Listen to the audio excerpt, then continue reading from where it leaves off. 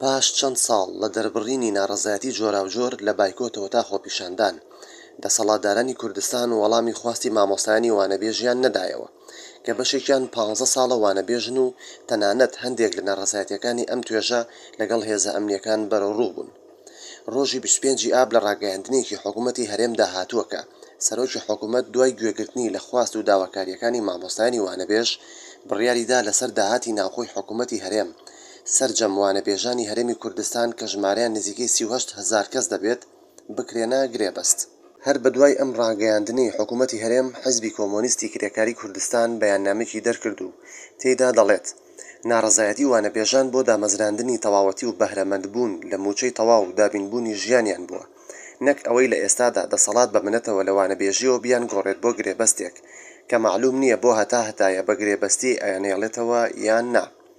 لە درێژەی بەیاننامەکەدا هاتووە وانەبێژان ئێستا بەڕاستی دەتوانن بە توندی ئەم هەوڵەی حکوومەتی هەرێم بخەنە ژێر پرسیارەوە کە ئەگەر داهاتی ناوخۆ ئەوەندە هەیە و هەبووە بۆچی چەند ساڵە ئەمانیان لەم بێمافیەدا ڕاگرتووە، یان ئەیانەوێ لەم 38,000ش دەنگی چەند هەزارێکیان بۆ دەسەڵاتە شکست خوارد و لەرزۆکەکەیان تەئمین بکەن. ناڕەزایەتی وانەبێژان لە پێناو دامەزراندندا بووە، نەک سەدەقەی دەسەڵات بۆ بەگرێبەستکردنیان.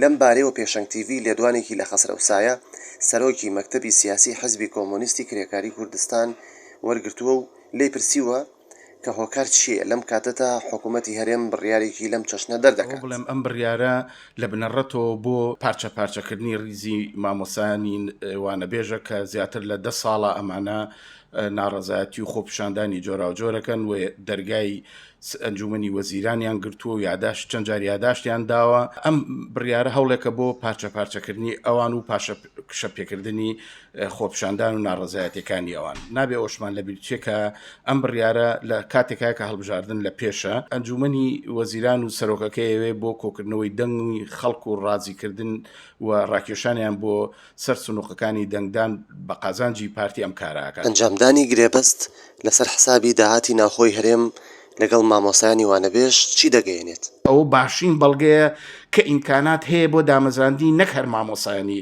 وانەبێژ کە ئێمە چەندین جار دووپاتمان کردەوە. کوردستان حکوومەت ئەوەندە داهاتی لەبەردەسای کە ئەتوانێ دەرچوانی زانکۆ، گەنجانی بێکار، ژنانی بێکار، هەموو ئەم ئیمکاناتە با لەوەش زیاتر دەتوانێت کۆمەلگا بیمە بکە وڵانی کەمی ژیانی خەڵک دابینکە.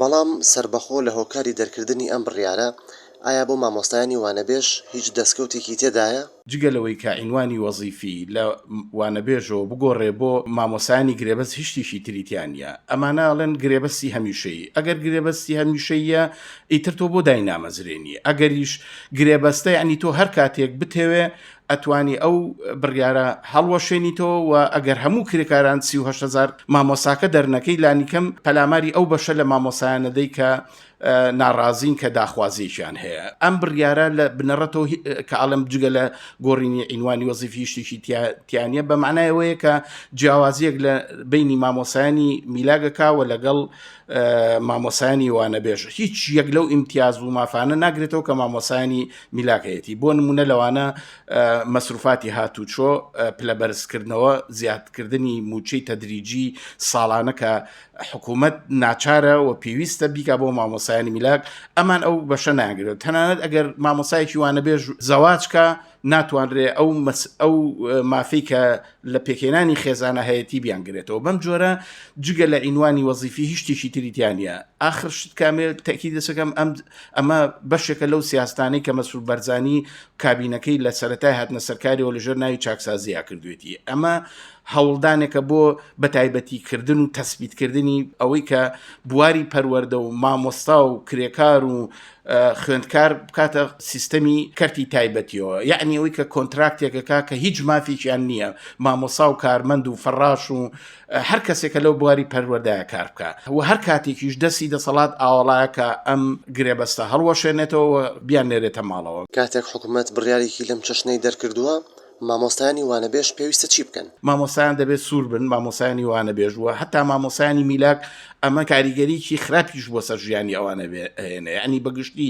ئاستی گشتی مامۆسایان ئاستی ژیان و گوزەرانیان دێنێتە خوارەوە. بۆیە دەبێت لەسەر داخوازەکانی خۆیان سوور بن و دەبێت پێ بنێنە مەیدانەوە و هەوڵ بن بۆ ئەوەی کە تعینی مرکزی بگەڕێتەوە و حەقیانە کە ئەوانە دامەزرێن چەندین ساڵە ئەمانە خۆپشاندانەکەن کارەکەن و هەموو ئەو ئیمتیاز و مافانە بیانگرێتەوەکو هەر مامۆساییتر بێت. ئەمێ بڵێم ئەمە جیاکاریەکە، ئەم بڕیارە جیاکاریەکە لە بینی مامۆستایانی میلاکە و لە بینی مامۆسایانی گرێبەستە و هەمیشە شمشیری لەسەر کار دەرکردن و هەڵوەشانەوەی عەقدەکە لەسەر سەریانە و ترسێکە کە کار بۆیان و کاری مامۆسایەتی بۆیان کارێکی هەمیشەیی نیە و هەر کاتی حکوومەت بێ لە هەر هەلومەرجێکاوە لە هەر هاوکێشەی هێزێکا لە بینی خەباتی جەماوەری و دەسەڵاتە قابلەوەی هەڵوەشێتەوە. بۆیە من جارێکی تاکی دەکەمەوە کە پێویستە مامۆسایان لە مەیدانە ڕاوەستن، داوای دامەزراندنی هەمیشەیی بکەن و هەموو ئەو خواست و ماف و ئیمتیازاتانە بیانگرێتەوە کە مامۆساهەیەتی